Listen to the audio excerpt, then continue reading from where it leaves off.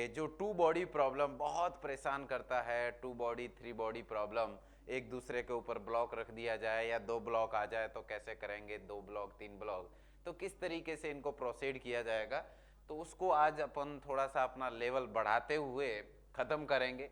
और मैं तुम्हें गारंटी देता हूँ, आई गारंटीड यू कि हाँ, वो आप यदि अच्छे से समझ गए तो ये वाला जो सेक्शन होता है दो बॉडी तीन बॉडी वाला, वो आपको जिंदगी में कभी परेशान नहीं करेगा। हेलो मेरे प्यारे बच्चों, कैसे हैं आप लोग? बहुत बढ़िया, मैं भी अच्छा हूँ। तो आज आपके सामने फिर से आपको परेशान करने के लिए हाजिर हुआ हूँ। और अपना टॉपिक चल रहा था फ्रिक्शन। कौन सा टॉपिक चल रहा था बच्चों? फ्रिक्शन। तो फ्रिक्शन के बारे में हम लोग बातें कर रहे थे लास्ट क्लास में, तो उसी बातों को कंटिन्यू करते हुए आज अपन इसको ख़त्म करते हैं कि जो टू बॉडी प्रॉब्लम बहुत परेशान करता है, two body three body problem, एक दूसरे के ऊपर ब्लॉक रख दिया जाए या दो ब्लॉक आ जाए तो कैसे करेंगे, दो ब्लॉक तीन ब्लॉक, तो किस तरीके से इनको प्रोसीड किया जाएगा, तो उसको आज अपन थोड़ा सा अपना लेवल बढ़ाते हुए ख़त्म करेंगे। और मैं तुम्हें गारंटी देता हूँ, आई गारंटीड यू कि हाँ, वो आप यदि अच्छे से समझ गए तो ये वाला जो सेक्शन होता है दो बॉडी तीन बॉडी वाला, वो आपको जिंदगी में कभी परेशान नहीं करेगा। समझ गए? तो बने रहिएगा, पूरा वीडियो देखिएगा एंड तक। कुछ बहुत सारी इंटरेस्टिंग सवाल और इंटरेस्टिंग बातें हम लोग आज के वीडियो में करना चाहते हैं, तो जुड़े रहिए। चलिए, तो अपना सवाल शुरू करते हैं। ये रहा आपके सामने एक बड़ा तगड़ा भारी वाला सवाल, बहुत भारी सवाल हमने लिया है इसको। और सवाल ये है कि 2 kg का बॉडी था, 3 kg का बॉडी था, सब कुछ जो हो सकता है मैक्सिमम इधर उधर का सारा कहानी करा दिए कि इधर की जगह भी दो टाइप के फ्रिक्शन कोफिशिएंट दिए हुए हैं, म्यू के भी दिया है, म्यू एस भी दिया है। म्यू के होता है काइनेटिक फ्रिक्शन का कोफिशिएंट और म्यू एस होता है स्टैटिक फ्रिक्शन का कोफिशिएंट। सिमिलरली ग्राउंड पे देखा जाए तो भी म्यू एस और म्यू के दोनों दिए हुए हैं और नीचे वाले ब्लॉक को एफ फोर्स लगा करके खींच रहे। बहुत परेशान करता होगा आपको, बट आज के बाद कभी परेशान नहीं करने वाला। क्यों? देखिए क्या होने वाला है। तो पहला सवाल आपको भी पता है, आप प्रेडिक्ट कर ही रहे होंगे कि मैं आपसे पहला सवाल क्या पूछने वाला हूं। जी हाँ, बिल्कुल आप सही सोच रहे हैं, आप भी वही सोच रहे हैं जो मैं सोच रहा हूं। क्या? ठीक है, तो अपन इस एफ के बारे में पहली बात करेंगे कि find the maximum value, find the maximum value of f so that both the blocks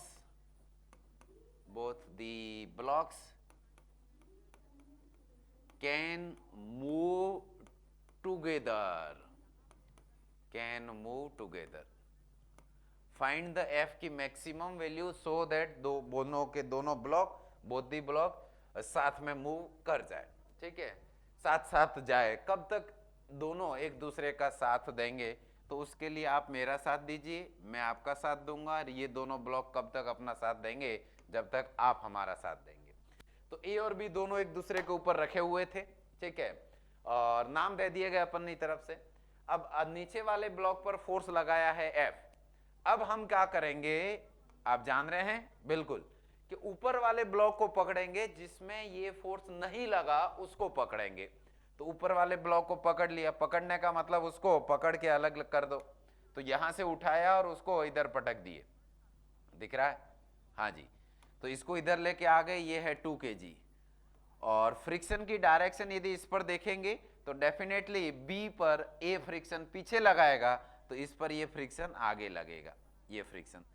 अब जितना हम यहां पर ज्यादा ताकत, ज्यादा जोर लगाएंगे, उतना ही दोनों के दोनों साथ साथ में ज्यादा एक्सीलरेशन से भागने की कोशिश करेंगे।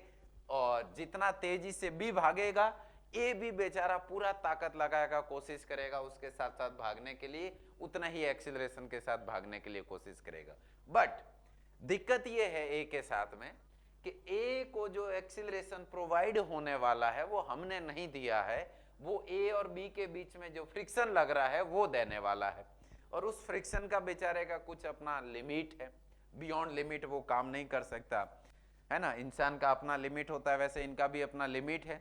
तो उस फ्रिक्शन की एक लिमिटिंग वैल्यू आती है, जैसे हम लोग पहले बात कर चुके हैं, मैक्सिमम वैल्यू, कि भैया यहां पर जो फ्रिक्शन आया दोनों के बीच में, वो मैक्सिमम कितना लग सकता है उसको उसकी लिमिटिंग वैल्यू बोला जाएगा। और वो लिमिटिंग वैल्यू क्या होगी? तो लिमिटिंग वैल्यू होती है mu S is the coefficient friction वाला मल्टीप्लाई बाय इन दोनों के बीच में लगने वाला नॉर्मल। ये लिमिटिंग वैल्यू। लिमिटिंग का मतलब ये फ्रिक्शन अपना ताकत बढ़ाते जाएगा बढ़ाते जाएगा। कब तक बढ़ाएगा? जिंदगी भर नहीं ना, तो कब तक बढ़ाएगा ये तो म्यू एस की वैल्यू दे रखी है 0.3 मल्टीप्लाई बाय इस जगह का नॉर्मल। यदि 2 kg का मास है तो नॉर्मल हो जाएगा 20, तो ये हो गया 20 न्यूटन। दोनों को जैसे ही मल्टीप्लाई कर दिया तो ये आ गया बस ओनली 6 न्यूटन। इसका मतलब यहाँ के फ्रिक्शन की मैक्सिमम ताकत जो हो सकती है दैट इज 6 न्यूटन। और जब फ्रिक्शन अपना मैक्सिमम एफर्ट लगा करके ताकत लगा करके इसको भगाएगा तो ये ब्लॉक भी अपना मैक्सिमम एक्सीलरेशन के साथ भागेगा। तो वो मैक्सिमम एक्सीलरेशन क्या होगा इसका? तो मान लेते हैं ये ए से भाग रहा है, तो ए का मैक्सिमम पॉसिबल वैल्यू कितना हो सकता है? हम बात कर रहे हैं कि भाई जो ये ऊपर बैठा हुआ ब्लॉक ए है, ये अपना पूरा ताकत जी जान लगा करके भागे तो कब तक कितना भागेगा, कितना मैक्सिमम एक्सीलरेशन होगा? तो इसका मैक्सिमम एक्सीलरेशन होगा इसको भगाने वाले फोर्स का मैक्सिमम वैल्यू जो कि लिमिटिंग है डिवाइडेड बाय इसका मास। एफ में मैक्सिमम कितना होगा? तो that is 6 Newton divide by इसका खुद का मास कितना है 2 kg, तो डिवाइड बाय 2 kg, तो ये हो गया 3 मीटर पर सेकंड स्क्वायर। इसका एक्सीलरेशन आ गया। दैट मीन्स इसका क्या मतलब हुआ भाई कि जब तक बी को हम लोग यहां ताकत लगा करके 3 मीटर पर सेकंड स्क्वायर के एक्सीलरेशन से नहीं भगा देते तब तक ये ए बी का साथ देता रहेगा, बी के साथ साथ भागते रहेगा। ये ए नहीं चाहता है स्लिपिंग करना तो बी का पूरा पूरा साथ देगा। बट कब तक? जब तक ए और बी दोनों के दोनों 3 मीटर पर सेकंड स्क्वायर के एक्सीलरेशन के बराबर या उससे कम से भाग रहे। उससे ज्यादा से भागने की कोशिश करेगा बी तो ए उसका साथ नहीं दे पाएगा, हाथ खड़े कर देगा, अब मेरे से नहीं हो पाएगा, तुमको जो करना है करो, तुम जानो और तुम्हारा काम जाने। ठीक है, तो ए का मैक्सिमम वैल्यू इज 3। इसका मतलब ये बात पता चल गई अपन को कि जब भी दोनों के बीच में साथ छोड़ने की बात आएगी, ए साथ नहीं देने की बात करेगा, तो वो किस पॉइंट पे बात होगी? वो होगी 3 मीटर पर सेकंड स्क्वायर के एक्सीलरेशन के बाद। 3 मीटर पर सेकंड स्क्वायर तक ये पूरा साथ देगा, उसके बाद इसका साथ खत्म, फिर उसका साथ नहीं निभाएगा। साथिया साथ निभाना, बट ये साथ नहीं निभाने वाला। ठीक है, तो बच्चों इससे हमको क्या मिला?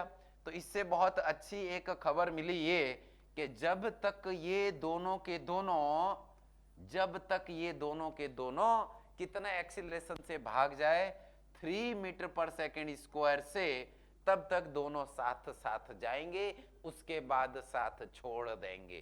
तो ये बात, तो हमको F का वो वैल्यू निकालना है जब ये दोनों के दोनों एज ए सिंगल सिस्टम साथ साथ में कितने एक्सीलरेशन से भागे? 3 मीटर पर सेकंड स्क्वायर से भागे। अब 3 मीटर पर सेकंड स्क्वायर से भागे भागे भागे भागे, इसका मतलब ग्राउंड पर तो स्लिपिंग डेफिनेटली होगा, क्योंकि स्लिपिंग के बिना 3 मीटर पर सेकंड स्क्वायर कोई हवा में या बैठे बैठे तो आ नहीं सकता है ना? तो बैठे बैठे नहीं आ सकता है तो भागना पड़ेगा। और जब भाग रहा होगा ये दोनों के दोनों, तो ग्राउंड है वो छोड़ेगा नहीं इसको, ग्राउंड इनको बख्शेगा नहीं, बिल्कुल नहीं छोड़ेगा। जी हाँ, सही सुना आपने। तो यहां का जो फ्रिक्शन लगेगा दैट विल बी काइनेटिक। और काइनेटिक फ्रिक्शन क्या होता है? तो काइनेटिक वाला कोफिशिएंट म्यू के मल्टीप्लाई बाय नॉर्मल। म्यू के की वैल्यू कितनी है? 0.4। नॉर्मल की वैल्यू कितनी है वहां का? तो यहां का नॉर्मल देखेंगे तो उसके ऊपर 5 kg का बड़ा भारी बॉडी बैठा हुआ है, तो नॉर्मल विल बी 50 न्यूटन, जी को 10 लेने के बाद, तो ये हो गया 50 न्यूटन। और इससे इसकी वैल्यू देखेंगे तो वो आ गई 20 न्यूटन। इसका मतलब दोनों के दोनों साथ में तो जा रहे हैं, बट ग्राउंड है वो इन पर पीछे की डायरेक्शन में, बैकवर्ड डायरेक्शन में स्लिपिंग को रोकने के लिए ग्राउंड भी चाहेगा, बोलेगा साथिया मेरा साथ छोड़ के मत जाओ, मैं तुम्हारे हाथ जोड़ता हूं, तुम्हारे पैर पकड़ता हूं, बट ये दोनों नहीं मानेंगे, हमको जाने दो, हम जाएंगे, तुम्हारे साथ नहीं रहेंगे, तुम्हारा साथ हमको पसंद नहीं है। तो ये साथ साथ नहीं रहने वाले, साथ छोड़ के चले जाएंगे। तो 20 न्यूटन यहाँ पर काइनेटिक फ्रिक्शन लगेगा। अब अपना काम आसान है, जिंदगी आसान है। कैसे? ये आसान, यहां पर हमने लगा दिया F जो हमको पता करना है इस पूरे रेड रेड वाले सिस्टम पर, और पीछे से लग रहा है ग्राउंड। सर इनके बीच का फ्रिक्शन का क्या हुआ? इनके बीच का फ्रिक्शन बेटा आपस का है, एक ने दूसरे को लगाया, दूसरे ने पहले को लगाया, इनका मामला आपस का आपस में सॉर्ट आउट हो गया, खत्म हो गया। बाहर से कौन फोर्स लगा रहा है? तो वो ग्राउंड ने लगाया है। तो हमने F लगाया, ग्राउंड ने लगा दिया 20। तो net force on the system of 5 kg कितना हो गया?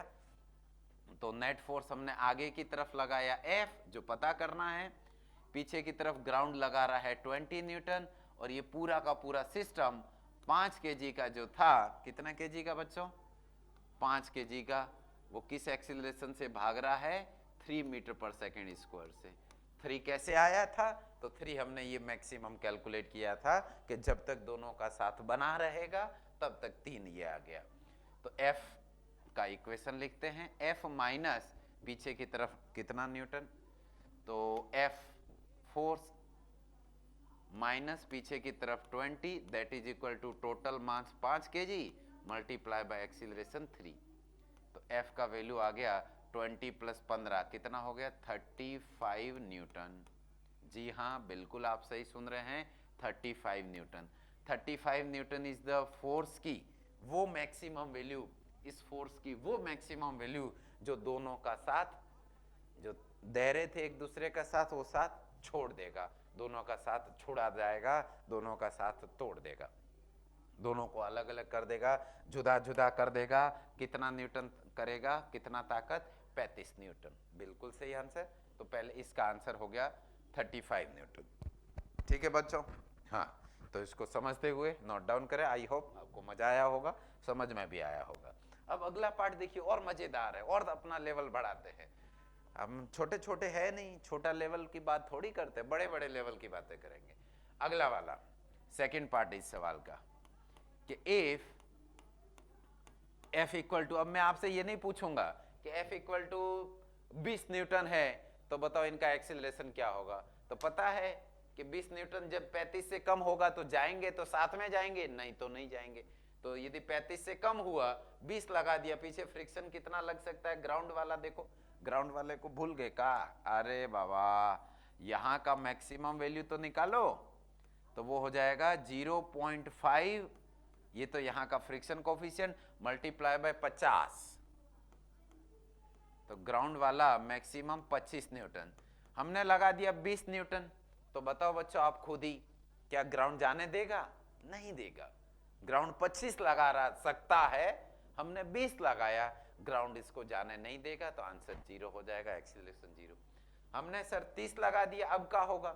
30 लगा दिया तो हमने 25 को एक्सीड कर दिया, मतलब ग्राउंड का जो ताकत था वो उसके मुकाबले हमारा ताकत ज्यादा है, तो हम जीत गए, ग्राउंड हार गया, तो अब जाने देगा।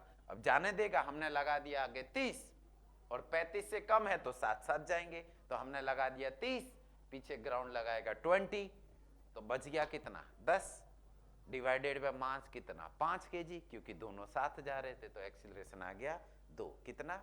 2। ठीक है, वो नहीं पूछ रहा। फिर F की जगह मैं 50 न्यूटन ले लूं, तो अब दोनों के दोनों अलग अलग एक्सीलरेशन से जाएंगे, और अलग अलग एक्सीलरेशन से जाएंगे तो कितने से जाएंगे? चलो ले लेते हैं उसको भी, कहा है मन में, मन की बात मन में नहीं रखनी चाहिए, ले लेते हैं, मन कर रहा है तो। If F equal to 50 newton then find their accelerations. अब पता है कि भैया हमने 35 न्यूटन को क्रॉस कर दिया है, तो अब दोनों साथ साथ में नहीं जाएंगे, अलग अलग जाएंगे, और अलग अलग जाएंगे तो कोई बात नहीं, जाने दीजिए। तो ऊपर वाला अब स्लिपिंग बेचारा कर जाएगा, रे कर जाएगा, क्या करे, स्लिपिंग जब कर जाएगा तो ऊपर वाले पर फ्रिक्शन आएगा, कौन? काइनेटिक। तो काइनेटिक फ्रिक्शन इस पर आ जाएगा, ये है 2 kg वाला, इस पर फ्रिक्शन लगेगा आगे की तरफ एफ के काइनेटिक वाला, और वो हो जाएगा म्यू के मल्टीप्लाई बाय नॉर्मल। म्यू के की वैल्यू कितनी है बाल को यहाँ की 0.1, और मास है कितना 2 kg, तो ये हो गया 0.1 मल्टीप्लाई बाय 20 न्यूटन, तो ये आ गया कितना 2 न्यूटन, और 2 न्यूटन आ गया तो इसका एक्सीलरेशन ऑफ ए, कौन था ये ब्लॉक ए, तो एक्सीलरेशन ऑफ ए आ जाएगा 2/2 that is equal to 1 metre पर सेकेंड स्क्वायर। जब हम 50 लगाएंगे तो पहले तो तेजी से भागते भागते 30 तक 3 मीटर पर सेकेंड स्क्वायर तक जा रहा था, फिर वापस बेचारा जहां था वहीं का वहीं आ जाएगा 1 मीटर पर सेकेंड स्क्वायर पे। अगला वाला ये रहा। अगले वाले में हमने आगे लगा दिया कितना भैया 50 न्यूटन, मास कितना है 3 kg, इधर फ्रिक्शन वा कितना लगा, अरे फ्रिक्शन वा बताओ रे, ये रहा, यहाँ का फ्रिक्शन वा आ जाएगा 2 न्यूटन। ग्राउंड वाला फ्रिक्शन तो अभी भी स्लाइडिंग हो रही है, तो काइनेटिक लगेगा कितना 20 न्यूटन, तो इसका एक्सीलरेशन कितना आ जाएगा बी का एक्सीलरेशन होगा, आगे लगा दिया 50, पीछे लगा दिया 22, लगाया क्या लग गया फ्रिक्शन बाय गलती से, तो ये हो गया 50 में से 22 गया तो 28 डिवाइडेड बाय 3 मीटर पर सेकेंड स्क्वायर, 9.33 मीटर पर सेकेंड स्क्वायर के बराबर आ जाएगा। कब? जब हम 50 लगाएंगे। देखिए कैसे सवाल हो गया, यदि ये डायरेक्ट 50 करते ना, बाप रे बाप माथा पकड़ लेते, क्या हो रहा है इसमें, कुछ बुझाबू नहीं कर रहा हमको, है ना। बट कितना इजीली और अच्छे से आंसर मिल गया, क्योंकि हमारे पास एक ये ब्रह्मास्त्र था, और वो ब्रह्मास्त्र है अपना 35 न्यूटन वाला, ठीक है ना, तो वो है 35, वो पता चल गया कि भैया इससे कम है तब तो जाएंगे तो साथ जाएंगे, नहीं तो नहीं जाएंगे, और इससे ज्यादा है तो दोनों अलग अलग जाएंगे, और अलग अलग जा रहे थे, ये 1 से और ये 28/3 से जा रहे थे। खत्म, well done, note it down. फिर और अगले लेवल पर जाते हैं अपना, लिख लीजिए इसको जरा।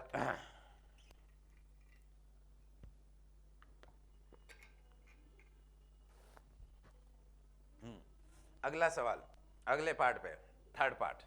अब थोड़ा सा और अच्छा करते हैं। कहा सर अच्छा बोलते बोलते लेके जा रहे आगे, अच्छा तो करा ही नहीं रहे, हम तो इंतजार में बैठे हैं। लो, अरे इंतजार मत करो, इंतजार की घड़ियां खत्म हो गई। F इक्वल टू, देखो बाल को कितना लगाना है, F इक्वल टू लगा देते हैं, जितना आप बोले 10T 10T लगा देते हैं, चलो 10T इन न्यूटन,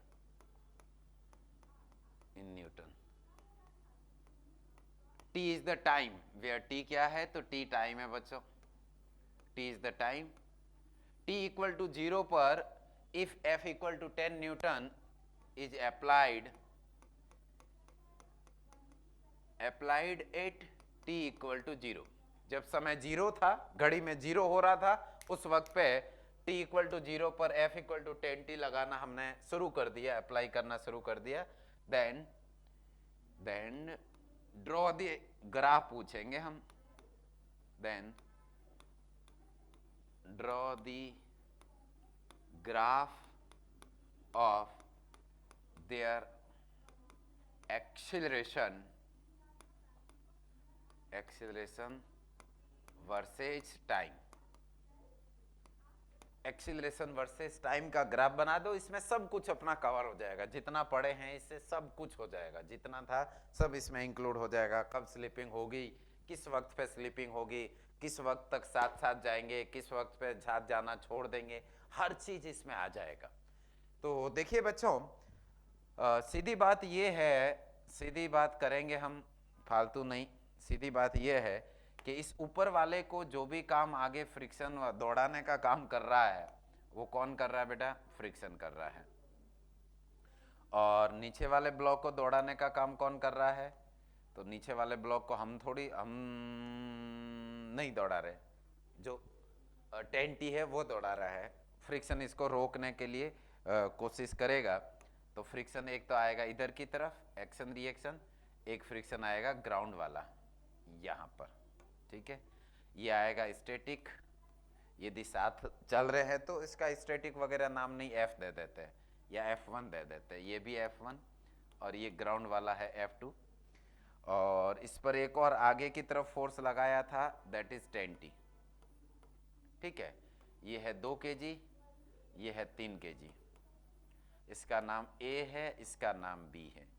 तो ये रिजल्ट जो हमने पिछले में बताया था कि कब दोनों स्लिपिंग करेंगे, यदि इसी में सवाल आपसे पूछा जाए कि what will be the minimum value of F का से कम ताकत कितना होना चाहिए ताकि दोनों अपना ग्राउंड पर मोशन स्टार्ट करें, मतलब एटलीस्ट जाना स्टार्ट करें। रुके हुए थे, एटलीस्ट जाना, साथ में जाए कोई बात नहीं, बट साथ में जाना तो शुरू करे, तो एटलीस्ट जाना स्टार्ट करे। तो उसके लिए ग्राउंड का जो फ्रिक्शन है वो कब तक रोकेगा, जब तक उसका वैल्यू 25 न्यूटन नहीं हो जाता। ग्राउंड बोलेगा तुमको जाना है तो मेरा जो टैक्स है 25 न्यूटन वो मुझे दे दो, फिर तुम जाओ, फिर तुम फ्री हो, फिर मैं नहीं रोकूंगा। तुम 25 से कम दोगे मैं तुमको जाने नहीं दूंगा, पकड़ के रखूंगा। तो ये क्या करेंगे हम, कहे यार छोड़ो, ग्राउंड 25 मांग रहा है, दे दो। तो जब इस एफ की वैल्यू 25 न्यूटन नहीं हो जाती, जब तक एफ की वैल्यू 25 न्यूटन नहीं हो जाती, तब तक ग्राउंड इसमें से किसी को जाने नहीं देगा। ऐसा तो नहीं हो सकता ना हम नीचे वाले को खींच रहे हैं, पता चला ऊपर वाला अपने आप दौड़ रहा है, ऐसा तो नहीं हो सकता है ना, नॉट पॉसिबल। तो हम नीचे वाले को खींच रहे हैं, तो जब तक ग्राउंड का फ्रिक्शन 25 न्यूटन नहीं हो जाता, हमारा वाला वैल्यू उसको बराबर नहीं हो जाता, तब तक ग्राउंड इनको जाने नहीं देने वाला है। इसका मतलब ये हुआ, इसका मतलब क्या हुआ कि जब तक इस f की वैल्यू, इस 10T की वैल्यू 25 नहीं हो जाती, तब तक कहीं कोई नहीं जाएगा, सब आराम फरमाएंगे, रुके रहेंगे। इसका मतलब ये दोनों का एक्सीलरेशन 0 होगा, तो एक्सीलरेशन 0 होगा, 0 रहेगा। कब तक 0 होगा, कब तक होगा, तो जब तक अपने अप्लाई किए फोर्स की वैल्यू 25 न्यूटन नहीं हो जाती। तो 25 न्यूटन का वैल्यू होगा जब 10T का वैल्यू 25 के बराबर नहीं हो जाता, तो T की वैल्यू कितनी, 2.5 सेकेंड। तो अप टू 2.5 सेकेंड, 0 से स्टार्ट करके, जी हाँ, 0 से स्टार्ट करके 2.5 सेकेंड तक ग्राउंड इनको जाने नहीं देना, दोनों रुके रहेगा। एक्सीलरेशन की वैल्यू 0 आ जाना है, तो एक्सीलरेशन की वैल्यू 0 हो जाएगा। कब तक, तो एक्सीलरेशन की वैल्यू 0 हो जाएगा जब तक ग्राउंड इनको जाने नहीं देगा, तो वैल्यू विल बी 0। कब तक, 2.5 सेकेंड तक, 2.5 सेकेंड तक। जी अब जैसे 2.5 से ज्यादा होगा, ग्राउंड बोलेगा मेरा काम हो गया भाई, मेरा जो टोल टैक्स देना था, सर्विस टैक्स देना था, दे दिया, अब आप फ्री है जाने के लिए। अब ये भागने लगेंगे, अब जाने लगेंगे। तो जब तक अपने इस एफ की वैल्यू ये 35 न्यूटन नहीं पहुंच जाती, तब तक दोनों जाएंगे, तो साथ साथ जाएंगे। क्या करेंगे, साथ साथ जाएंगे। तो जब तक एफ की वैल्यू 35 न्यूटन नहीं होगी, तब तक साथ में जाएंगे। तो पहली बात, तो जब एफ की वैल्यू 25 थी 2.5 सेकेंड पर, तो ग्राउंड ने जाना स्टार्ट किया। अब जाते जाएंगे, जाते जाएंगे, जाते जाएंगे, जब तक इस एफ की वैल्यू, कौन वाला एफ, ये 35 नहीं हो जाता, तब तक स्लिपिंग स्टार्ट नहीं होंगी, दोनों साथ में जाएंगे। ठीक है, और साथ में जाएंगे तो इससे क्या मिला आपको, इससे ये अपन को मिला कि जब दोनों साथ में जा रहे होंगे तो इसकी वैल्यू 35 होनी चाहिए, तो दोनों में से 7 छोड़ देंगे, दोनों साथ साथ जाएंगे, दोनों साथ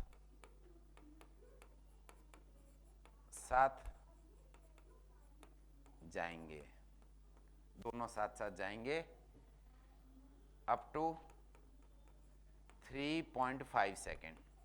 ये 3.5 कैसे आया, तो F की वैल्यू होनी है 10T और होनी चाहिए 35 न्यूटन।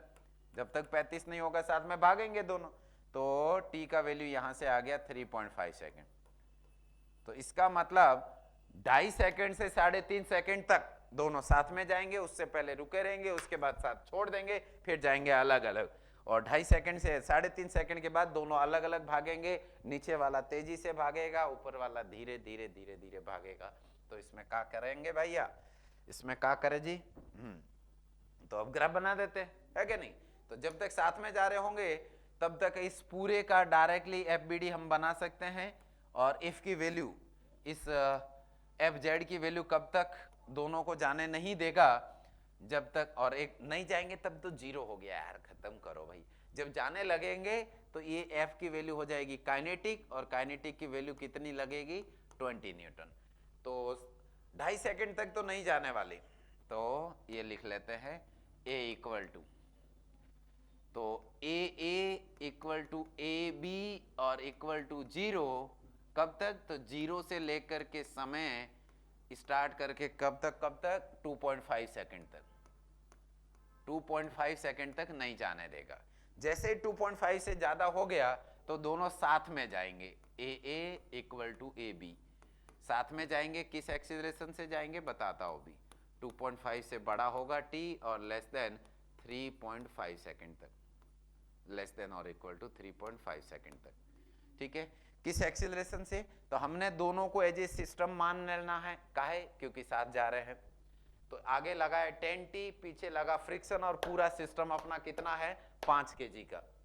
तो ये हो गया f की जगह कितना आ रहे 10t, तो 10t माइनस पीछे फ्रिक्शन आ गया 20 डिवाइडेड बाय मास कितना था कंबाइन 5। तो ये इस एक्सीलरेशन से जाएंगे कब तक, कब तक, तो ये 3.5 सेकंड तक। उसके बाद की जब बात करेंगे तो ए का एक्सीलरेशन अब हो जाएगा कांस्टेंट 1 मीटर पर सेकंड सेकंड स्क्वायर। काहे कि स्लिपिंग, काहे कि भैया स्लिपिंग हो जाएगी स्टार्ट ए, और ए बी की वैल्यू कितनी हो जाएगी, तो ए बी वाले ब्लॉक पर देखो जरा कि जब स्लिपिंग शुरू हो जाएगी तो इस F1 का वैल्यू भी काइनेटिक लगेगा, और काइनेटिक किधर गया, ये रहा 2 न्यूटन, तो 2 न्यूटन काइनेटिक लग जाएगा। तो इधर भी काइनेटिक, इधर भी काइनेटिक, टोटल हो गया 22, आगे लगाया 10, तो इसका एक्सीलरेशन b का क्या होगा, तो 10t माइनस पीछे वाले दोनों काइनेटिक, क्योंकि सब जगह स्लिपिंग हो चुकी है स्टार्ट, तो पीछे की तरफ 22 डिवाइडेड बाय इसका मास इज 3। ये कब होगा, जब t is greater than 3.5 second हो जाएगा, ये हो जाएगा। अब इनके ग्राफ बना देते हैं। ग्राफ बनाने के लिए फिर मुझे अगले स्लाइड पे जाना पड़ेगा बच्चों, तो ये बढ़िया से समझ लीजिए, है ना, लिख लीजिए, समझ लीजिए। डाउट हो तो कमेंट सेक्शन में बताइए जरूर, यार आप लोग बताते नहीं है यार। वीडियो देख रहे हैं तो मुझे पता कैसे चलेगा कि आपको समझ आया है या नहीं आया है, उसका कमेंट करके बताइए। समझ आया है कि सर मजा आ गया, अभी तक हमको डाउट होता था बट अब हमारे को मजा आ गया, अब इसमें डाउट कभी नहीं है, तो वो भी कमेंट सेक्शन में बताइए। कुछ दिक्कत है तो वो भी बताइए, सो दैट अगली बार मैं उसको सॉल्व करूं, या कमेंट में ही आपका रिप्लाई करूं। मौका तो दीजिए हमको आपकी सेवा करने का, हम आपकी सेवा में ऑलवेज हाजिर है, एनी टाइम, ठीक है। चलिए तो अब ग्राफ बना देते हैं जी, ग्राफ बना देते हैं। बड़ा इंटरेस्टिंग अच्छा ग्राफ बनने वाला, बहुत अच्छा बनेगा, बहुत अच्छा, देखिएगा। तो पहला ये कि अप टू इसी वाले को ग्राफ में बनाना है, डरने वाली बात नहीं है। बहुत लोगों को, बहुत बच्चों को, मैं भी पढ़ाता हूँ, मेरे बच्चों को ग्राफ से डर लगता है। अरे यार ग्राफ इज वेरी आसान, फिजिक्स में ग्राफ वाला यदि सवाल आ जाए तो बहुत आसान हो जाता है लाइफ, ठीक है। तो ये, तो जब तक 2.5 सेकेंड नहीं हो जाता एक्सीलरेशन 0 आना चाहिए, तो 2.5 सेकेंड तक ग्राफ बना दो। पहले तो इधर आ जाएगा एक्सीलरेशन, इधर आ जाएगा समय, तो अप टू 2.5 सेकेंड तक 0 0, माफ कीजिएगा जरा थोड़ा सा मोटा बनाना पड़ेगा, किधर गया, इधर एल एल है, तो अप टू 2.5 सेकेंड तक 0 कर दिए,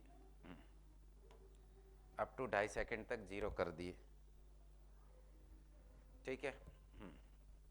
उसके बाद यहां तक आ गए, ये है 2.5 सेकेंड, कितना है 2.5 सेकेंड, 2.5 सेकेंड तक दोनों का वैल्यू 0 है, जितना ए है,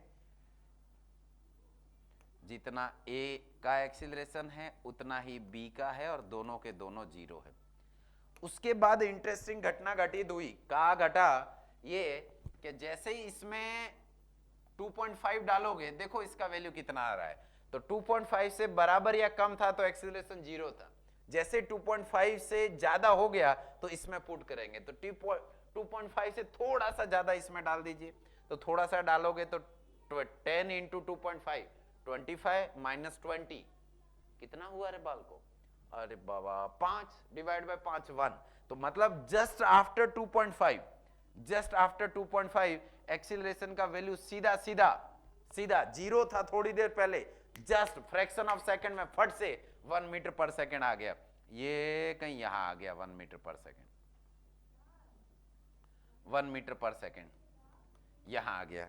और उसके बाद ये एक y equal to m x plus c type का स्ट्रेट लाइन बन रहा है, ऐसा देखो, इस 5 से डिवाइड मारोगे तो ये बनेगा 2t माइनस 4, तो एक स्ट्रेट लाइन है जिसका स्लोप पॉजिटिव में है 2 और y इंटरसेप्ट नेगेटिव में होना चाहिए, तो ऐसा एक ग्राफ बना देते हैं, तो ये ग्राफ बन जाएगा,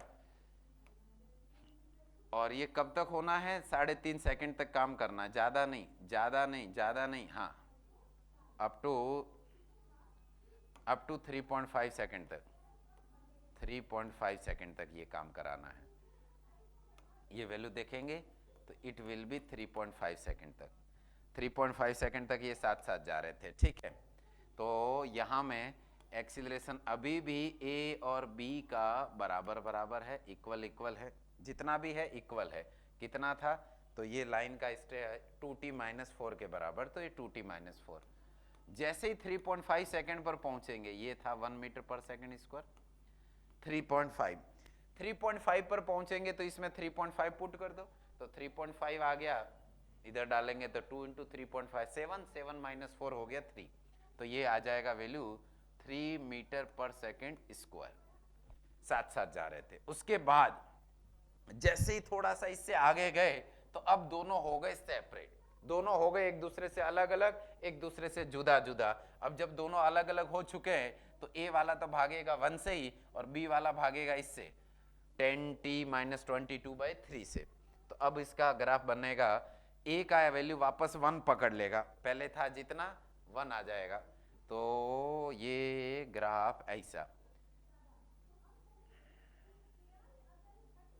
ये किसका एक्सीलरेशन है बालको, ये ए का एक्सीलरेशन है, कितना है 1 मीटर पर सेकंड स्क्वायर, उसके बाद कभी भी निकालो जिंदगी में 1 मीटर पर सेकंड स्क्वायर से ही बेचारा भागेगा, ये 1 से ही भाग रहा है, ये भाग रहा है 10t, और ए बी का वैल्यू है 10t, मतलब 10/3 इंटू टी माइनस 22/3, 10/3 देखोगे तो 3.33 आता है, और ये इसका स्लोप था 2, इसका स्लोप है 3.33, इसका मतलब स्लोप है वो थोड़ा सा ज्यादा है, स्लोप है वो पहले वाले से ज्यादा है, तो ये बन जाएगा, ऐसा ही ग्राफ बनेगा, एक्सीलरेशन बढ़ता रहेगा, लीनियरली वेरी करेगा। बट एक और इंटरेस्टिंग बात कि जरा इस वाले के अंदर आप 3.5 पुट कीजिए, और उस वाले में 3.5 पुट किया था तो 3 आया था, इसमें 3.5 पुट करके देखते क्या आता है, देखिए बच्चों, तो 3.5 रखेंगे यहां पर, तो 10 इंटू 3.5 हो गया, 3.5 एग्जैक्टली नहीं, थोड़ा सा 3.5 0.00001 इतना, तो ये हो गया 35 माइनस 22 कितना बचा 13 मेरा, तो 13/3 इज समथिंग 4.3 आ जाएगा, तो ये पहले था 3, अब ये सीधा जंप मार के जाएगा ऊपर, किधर जाएगा, ऊपर जाएगा, ऊपर जाएगा, किधर जाएगा, ऊपर जाएगा 3.5, और उसके बाद थोड़ा सा ज्यादा स्लोप वाला एक लाइन बना देना है, ये आएगा एक्सीलरेशन ऑफ बी, ये आएगा एक्सीलरेशन ऑफ बी का वैल्यू, और ये जहां पर जंप मार के पहुंचा है, और वो वैल्यू है बाल को कितनी, वो वैल्यू है अपने पास कितना आया था 13/3 मीटर पर सेकंड स्क्वायर तक, ये यहां पर, उसके बाद ये ए बी का वैल्यू बढ़ता रहेगा, ए का कांस्टेंट, तो ग्राफ है वो 3 जगह टूटा है, एक ये यहां से यहां टूट गया, इन दोनों के बीच में एक यहां टूटा और एक यहां टूटा, और ऐसा ग्राफ जो टूट जाता है उसको बोलते हैं डिसकंटिन्यूअस। आप लोग भी एवरीडे रेगुलर क्लास जाते हो तो आपका कंटिन्यूटी बना रहता है, और जब डिसकंटिन्यूस बनता है, देखो जरा ग्राफ ये अच्छा लग रहा है देखने में, बिल्कुल भी नहीं लग रहा होगा। तो डिसकंटिन्यूस मत रहिए। डिसकंटिन्यूटी जब लाइफ में आती है या पढ़ाई में आती है तो आगे लाइफ में बहुत प्रॉब्लम करता है, बहुत दिक्कत करता है, बहुत मुश्किलें आती है। तो आई होप बच्चों ये आप नहीं करेंगे, समझदार हैं, समझदार को इशारा काफ़ी होता है, ऐसा हमने सुना है, सही बात है। तो ये आप इसको बना लीजिए ग्राफ को। और एक अच्छा सवाल, काफ़ी मतलब ये higher level, 2 block body problem का ग्राफ व्राफ बनाना है तो ये सबसे हाईएस्ट, म्यू एस अलग, म्यू के अलग, बहुत बढ़िया लेवल का एक सवाल अपन ने कर दिया। नोट डाउन कर लीजिए, समझ लीजिए बढ़िया से पार्ट पर। हाँ, अगला एक सवाल और है, 2 बॉडी वाला हो गया, 3 बॉडी वाले को एक देखा जाए थोड़ा सा। अच्छा आसान सवाल है, आई होप सो आपको मजा है, आसान सवाल है। हाँ आसान सवाल देखा जाए जरा, कि सवाल पूछ रहा है अपन को ये कि find the force needed to move block C along the horizontal surface to left at constant speed. तो इस पूरे सवाल में एक इंटरेस्टिंग बात ये है कि ये स्पीड कांस्टेंट है और स्ट्रेट लाइन में जा रहा है कांस्टेंट स्पीड के साथ, सीधा सीधा जाना है ना लेफ्ट राइट, और स्पीड कांस्टेंट है तो इसका मतलब एक्सीलरेशन 0 होना चाहिए। बट ये कभी भी हमेशा माइंड में मत डालिए कि सर कभी भी स्पीड 0 कांस्टेंट होता है तो एक्सीलरेशन 0 होता है क्या, बिल्कुल नहीं बेटा। सर्कुलर मोशन करते हैं कांस्टेंट स्पीड से तो उसमें एक्सीलरेशन 0 नहीं होता है, ऐसे ऐसे जो घूमता है उसमें, ठीक है। तो इस वाले केस में एक्सीलरेशन 0 क्योंकि स्ट्रेट लाइन में जाना है। और एक्सीलरेशन 0 का मतलब हो गया, न्यूटन जी बोल के गए हैं कि नेट फोर्स 0 होना चाहिए। क्या बोल के गए हैं कि नेट फोर्स मस्ट बी 0 होना चाहिए, यदि एक्सीलरेशन 0 है तो फोर्स का वैल्यू भी टोटल 0 होना चाहिए। तो इसका मतलब ये हो गया सीधा सीधा कि F के ऊपर नेट फोर्स 0 होना चाहिए। अब F के ऊपर नेट फोर्स 0 करवाना है तो ऊपर वाले ब्लॉक का नाम A दिया है, B दिया है, C दिया है, और A को दीवार के साथ में एक रॉड लगा करके ऐसे पकड़ के रखे हुए, कहीं जाने नहीं दे रहे हैं, इस तरीके से धक्का मार के, मासलेस रॉड है, ऐसे धक्का मारेगा मतलब A को इधर की साइड में खिसकने नहीं देगा। रस्सी होता तब तो खिसक जाता, रस्सी का इतना ताकत नहीं है कि A को रोके, बट एक रॉड लगा दिया ऐसा मजबूत हाथ, और मजबूत लगा दिया तो वो इधर खिसकने नहीं देगा, ठीक है। अब इधर खिसकने जब नहीं देगा तो इसका मतलब ये इन दोनों, अब देखिए जरा, C जब उधर जाएगा, C उधर जाएगा तो B और C को एक रस्सी से बांधा हुआ है तो B को इधर जाना पड़ेगा, क्यों, मजबूरी है, B को उधर जाना पड़ेगा। जब B उधर जाएगा तो A कहीं नहीं जा सकता क्योंकि रॉड ने पकड़ रखा है, और A नहीं जा सकता है तो यहाँ का A क्या करेगा, बैठे बैठे देखेगा थोड़ी, छोड़ेगा नहीं, क्या लगाएगा, फोर्स लगाएगा फ्रिक्शन वाला। तो सब जगह का म्यू अलग अलग है, यहाँ का 0.2 है, आपको दिख रहा होगा, तो ये के 0.2, ये भी 0.2, मतलब ऑल दी सरफेसेज के बीच का फ्रिक्शन 0.2 दिया हुआ, फ्रिक्शन कोफिशिएंट सॉरी। तो यहाँ का मैक्सिमम फ्रिक्शन जो भी लगेगा वो काइनेटिक लगेगा, और यहाँ का फ्रिक्शन कितना लगेगा, FAB, A और B के बीच का फ्रिक्शन हो जाएगा mu multiply by normal, normal 30 है, म्यू है 0.2, तो ये आ जाएगा कितना बच्चों, 6 न्यूटन, ठीक है, यहाँ का काइनेटिक। और ये B पर लगेगा इधर की तरफ, तो क्यों B पर उधर की तरफ, तो B नीचे से ऐसे निकल के जा रहा है, A वहीं बैठा हुआ है, B ऐसे स्लिप करके जा रहा है, तो A पीछे की तरफ फ्रिक्शन लगा देगा, ठीक है। तो देखो जरा, किसको देखे सर, B को, और किसको देखोगे, मुझे थोड़ी देखोगे, हैं, मुझे देख के मिलेगा भी कहा करोगे मुझे देख करके, ठीक है। तो B पर एक फ्रिक्शन इधर की तरफ आ गया जो कि अपने लगाया है किसने, A ने इधर की तरफ फ्रिक्शन लगा दिया है 6 न्यूटन, ठीक है। अब C उधर जा रहा है, C लेफ्ट जा रहा है, B राइट जा रहा है, तो इनके बीच में भी फ्रिक्शन लगेगा।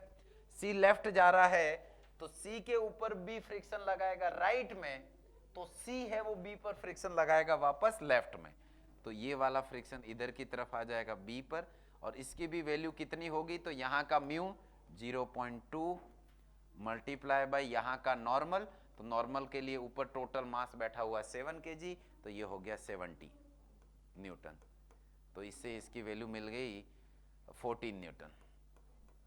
सर ये फ्रिक्शन की डायरेक्शन कैसे डिसाइड की, हमको नहीं बुझा रहा, नहीं समझ आ रहा, तो देखिए जरा कि भैया B है वो जा रहा है लेफ्ट में, क्यों, क्योंकि रस्सी से बंधा हुआ, नहीं तो रस्सी टूट जाएगा, तो सी नीचे से उधर जा रहा है, तो देखो बी देखेगा सी को तो सी उधर जाते हुए नजर आएगा, तो बी उसके ऊपर फ्रिक्शन लगा देगा इधर, और जब बी ने सी के ऊपर उधर लगाया है तो इस एक्शन का रिएक्शन जो है वो बी पर इधर की तरफ आ जाएगा, तो ये ऐसे फ्रिक्शन आ गया। और यहां से खींच रहे कौन, टेंशन भाई साहब, और ये कैसे जा रहे हैं, कांस्टेंट स्पीड से जा रहे हैं बच्चों, और कांस्टेंट स्पीड से एज आई टोल्ड यू यहाँ पर कि स्पीड कांस्टेंट है ऑन स्ट्रेट लाइन मोशन, तो एक्सीलरेशन जीरो हो जाएगा, तो फोर्स जीरो होना चाहिए, इस पर जितना फोर्स लेफ्ट में लग रहा है उतना ही राइट में लगना चाहिए, तो इससे अपन को टेंशन का वैल्यू निकलेगा और अपना टेंशन खत्म हो जाएगा। ये टेंशन आ गया 6 ये है 14 ये है, तो टोटल कितना वैल्यू आना चाहिए 20 न्यूटन, ताकि 20 आगे लगे 20 पीछे लगे और टोटल मिला करके जीरो हो जाए, तो रस्सी का टेंशन आ गया 20।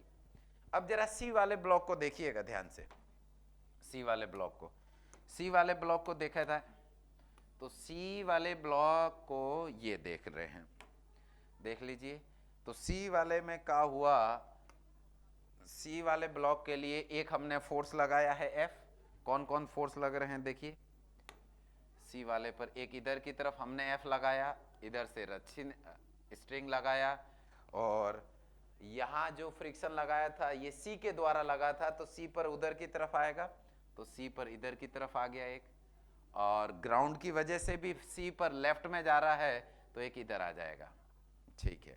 ये सारे हो गए अपने फ्रिक्शन की वैल्यू। ये रस्सी का टेंशन है जिसका वैल्यू 20 न्यूटन निकाले हैं, और ई वाला जो 14 फ्रिक्शन था उसी का ये 14 न्यूटन होगा फ्रिक्शन, और ग्राउंड वाला फ्रिक्शन यहां का देखा जाएगा तो वो भी काइनेटिक होगा, और उसकी वैल्यू होगी 0.2 मल्टीप्लाई बाय सारे मास हो गए 15 kg मल्टीप्लाई बाय 0.2 इंटू जी का वैल्यू 10, तो इसका वैल्यू आ जाएगा अपने पास 0.2 इंटू 150 न्यूटन, तो इससे इसकी वैल्यू आ गई 30 न्यूटन, 30 न्यूटन, ठीक है। और यहां पर लगा दिया अपन ने एफ, तो बताना है कि इस एफ की कितनी वैल्यू होनी चाहिए सो दैट ये मूव कर जाए विथ कांस्टेंट स्पीड, यही था सवाल, और कुछ मिस तो नहीं कर रहा मैं। यहाँ का फ्रिक्शन हो गया 7 या 17 14, ठीक है 14 न्यूटन हो गया, इस पर 14 पीछे आ गया, इधर रस्सी का टेंशन का वैल्यू आ गया 20, क्योंकि इसको कांस्टेंट स्पीड से जाना था, उधर आ गया 6, ठीक है 20 ये इधर आ गया, इधर हो गया 0.2 और 12 3 15 150, तो इधर हो गया 30 इधर हो गया, और इधर हो गया 14 एक्शन रिएक्शन, ठीक है ठीक है ठीक है। तो यहाँ पर एफ आ गया, ये है सी वाला ब्लॉक जिसका मास था अपने पास 8 kg, 8 kg के बराबर। अब कांस्टेंट स्पीड से जाना है तो एफ इक्वल टू 0 होना चाहिए नेट फोर्स, तो जितना लेफ्ट में लगा है उतना ही राइट में लगा चाहिए, और पूरी रस्सी का टेंशन सब जगह एक जैसा आना चाहिए, यहाँ से लेकर के यहाँ तक रस्सी मासलेस है, स्मूथ है, आइडियल है, तो ये आ जाएगा एफ का वैल्यू, इन सबको जोड़ दो, तो 30 आ गया ग्राउंड का फ्रिक्शन, 20 आ गया रस्सी का टेंशन, और 14 आ गया उसके ऊपर वाला, तो टोटल हो गया 64 न्यूटन के बराबर। तो 64 न्यूटन यदि सी वाले ब्लॉक पर हमने लगा दिया तो ये पूरा सिस्टम क्या, ए तो रुका रहेगा, बट बी और सी जो है वो कांस्टेंट स्पीड से सी इधर जाएगा और बी उधर की तरफ जाएगा, ताकि रस्सी से जुड़ा रहे और आगे जाता रहे।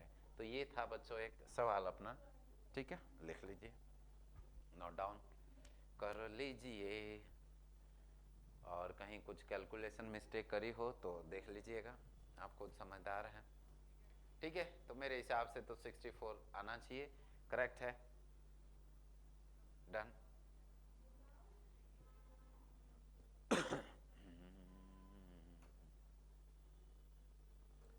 ठीक है, देख लेते हैं एक बार और, कैलकुलेशन चेक करिए।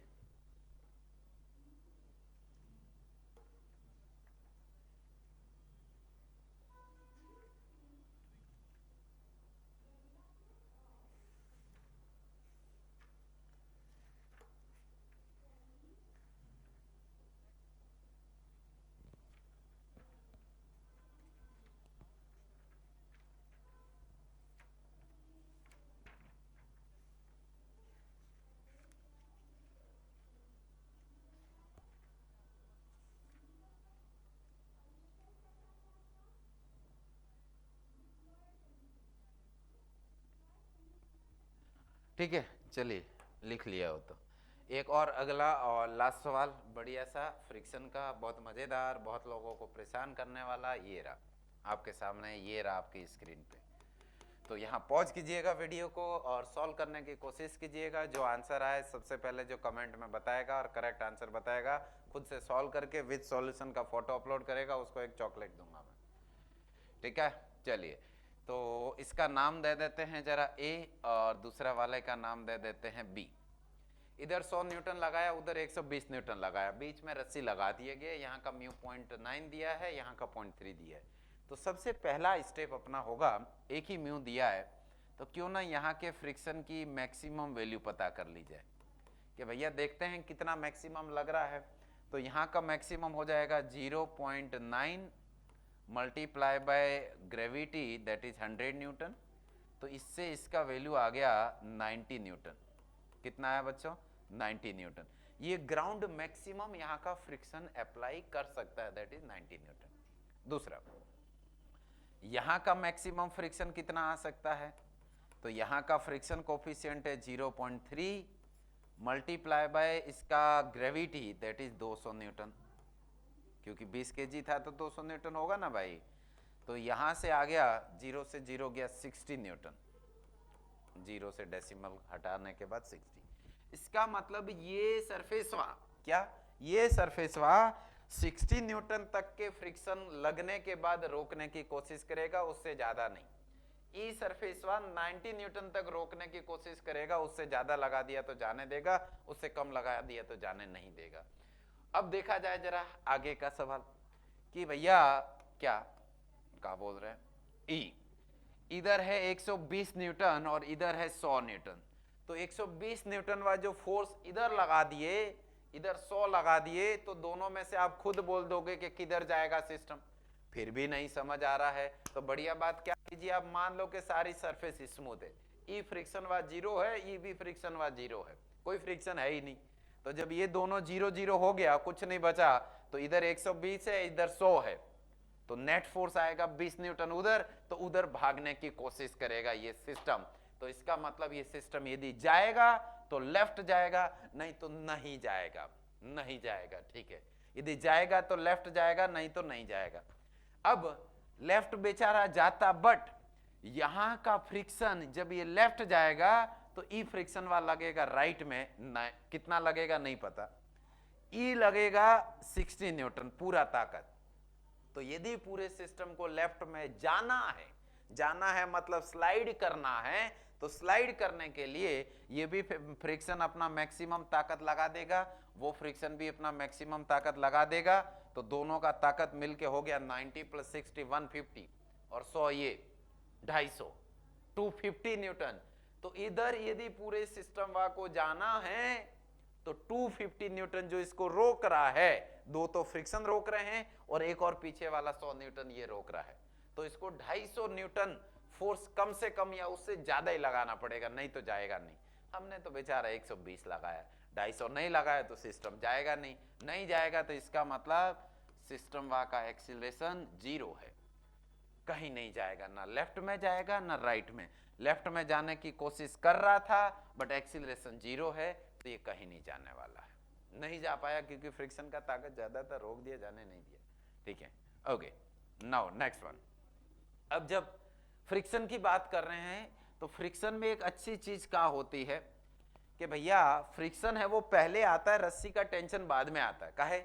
तो रस्सी में जब तक थोड़ा बहुत एकदम आइडियल होता है, हम लोग रस्सी को इनएक्सटेंसिबल मानते हैं, बट एक थोड़ा सा जब तक इलोंगेशन बहुत मामूली माइक्रोस्कोप से देखेंगे तो वो थोड़ा सा इलोंगेशन नहीं आएगा, तब तक स्प्रिंग का टेंशन नहीं आएगा। स्प्रिंग को पता ही नहीं, रस्सी का टेंशन नहीं आएगा, रस्सी रुका रहेगा, कोई फोर्स नहीं लगाएगा।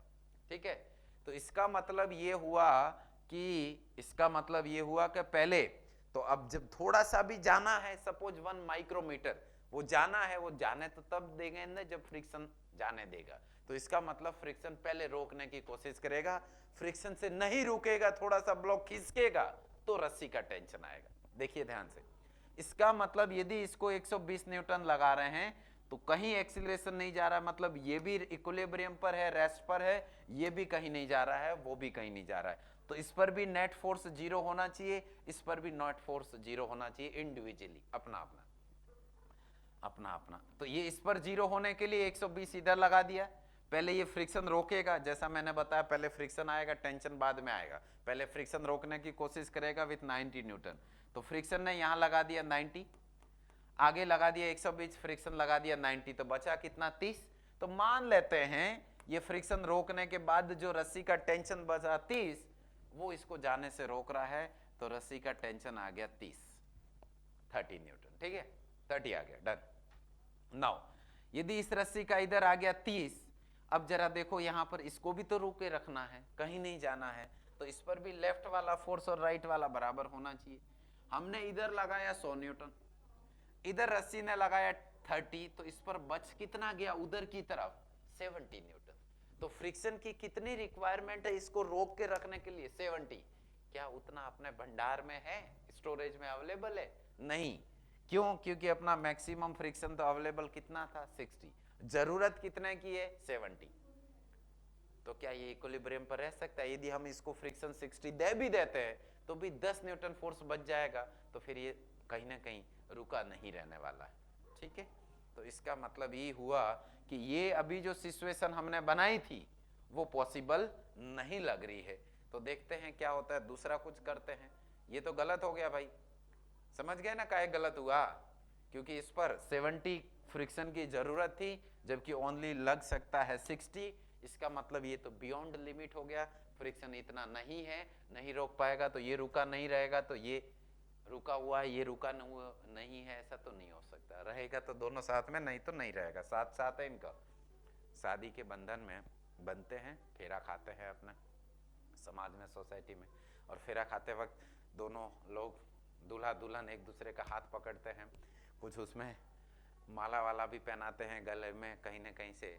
तो वो जो बीच में बंधन होता है वो जन्मों जन्म का, क्यों बोलते हैं पंडित जी वगैरह के 7 जन्मों का बंधन है जो कभी नहीं टूटने वाला है ना। तो वो जो उससे बांध दिया उस रस्सी से, धागे से एक दूसरे को, तो लोग, हम लोग क्या, सब लोग चाहते हैं, घर वाले, पंडित जी, सब पूरा समाज, सोसाइटी चाहता है कि आपका रिश्ता जन्मों जन्म तक चलता रहे, कभी टूटे नहीं। जाएंगे कहीं भी तो साथ जाइए, एक दूसरे का साथ दीजिए, हमेशा सुख दुख में साथ देना चाहिए, तभी तो उसको जीवन साथी बोला जाता है। तो ये दोनों ऐसा का ऐसा जीवन साथी है, दोनों को एक रस्सी से बांध दिया गया है, और जाएंगे तो साथ जाएंगे, नहीं तो साथ छोड़ेंगे तभी जब ये रस्सी टूटेगा। रस्सी टूटेगा नहीं, मजबूत है बंधन, कभी नहीं टूटने वाला। ठीक है, तो हाँ, तो ये वाला सिचुएशन अब दूसरा लेते हैं, जरा उधर से देखते हैं, लेफ्ट से देखिए गड़बड़ हो गया, राइट से देखते हैं कि ये 100 न्यूटन लग रहा है। तो मान लिया इसको रोकने के लिए यहाँ का फ्रिक्शन पहले आएगा मैक्सिमम, पहले ये जाने की कोशिश कर रहा था, 100 न्यूटन आया गया इधर, और इधर की तरफ मैक्सिमम फ्रिक्शन लग गया 60 न्यूटन। 60 न्यूटन लग करके इसको रोक दिया, नहीं जाने दिया। अब और बचा कितना, 100 लगाया था, 60 है, वो फ्रिक्शन खा गया, खत्म, खत्म। पीछे टेंशन बच गया, टेंशन आ गया 40 न्यूटन। मान लिया टेंशन आ गया 40 न्यूटन रस्सी का। अब जब इधर की तरफ रस्सी का टेंशन आ गया है 40 न्यूटन, तो देखो जरा क्या होने वाला है। अब इस वाले ब्लॉक को देखो, इसको भी रोक के रखना है। आई टोल्ड यू, ये बंधन है 7वां जन्म का जो कभी नहीं छूटेगा, कभी ना टूटेगा। भगवान करे इनकी जोड़ी हमेशा सलामत रहे। तो यहां आ गया 40 न्यूटन, इधर आ गया 120, इधर है 40, तो पीछे कितना बच गया? इसको रोक के रखने के लिए कितने फ्रिक्शन की जरूरत है? तो 120 इधर था, रस्सी ने लगा दिया टेंशन पीछे 40 का, तो बच गया 80 न्यूटन। तो फ्रिक्शन का कितना रिक्वायरमेंट है इसको रोक के रखने के लिए बाल को? आप बता दोगे 80। क्या इतना अपने पास अवेलेबल है?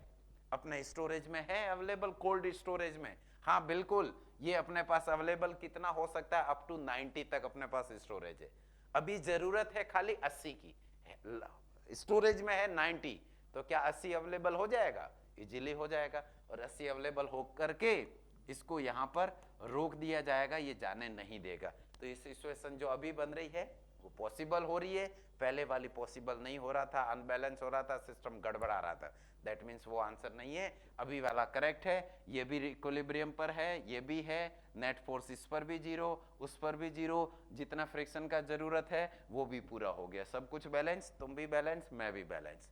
तो ये टेंशन का वैल्यू पूछा था तो उसका आ गया 40 न्यूटन का आंसर। टेंशन कितना लगेगा रस्सी में? 40 न्यूटन। यहाँ का फ्रिक्शन कितना लगेगा? 60 न्यूटन। यहाँ का फ्रिक्शन कितना लगेगा? 90 नहीं, 80 न्यूटन, क्योंकि रिक्वायरमेंट कितना है? 80, और सिस्टम का एक्सीलरेशन क्या होगा? 0। देखिए कितना बढ़िया मजेदार सवाल मैं आपके लिए कराया, तो प्लीज अप्रिशिएट कीजिएगा, इस सवाल को समझ लीजिएगा, और फिर हम लोग मिलते रहेंगे अगले क्लासेज में, ठीक है? तो बने रहिए। तो समझ आया हो, मजा आया हो तो जरूर चैनल को सब्सक्राइब करें, वीडियो को अपने दोस्तों के बीच में शेयर करें, ताकि कर भला सो हो भला, ठीक है? और समझ आया हो, बढ़िया अच्छा लगा हो तो कमेंट कीजिएगा जरूर, ताकि मुझे भी अप्रिसिएशन मिलेगा आपको और अच्छा से समझाने का, और किसी पार्ट में दिक्कत रहा हो तो बताइएगा जरूर, ठीक है? तो मिलते हैं अगले पार्ट में, इसको बढ़िया से लिख लीजिएगा। तब तक के लिए बाय बाय बच्चों, खुश रहिए और अच्छे से पढ़ाई करते रहिए। Thank you so much.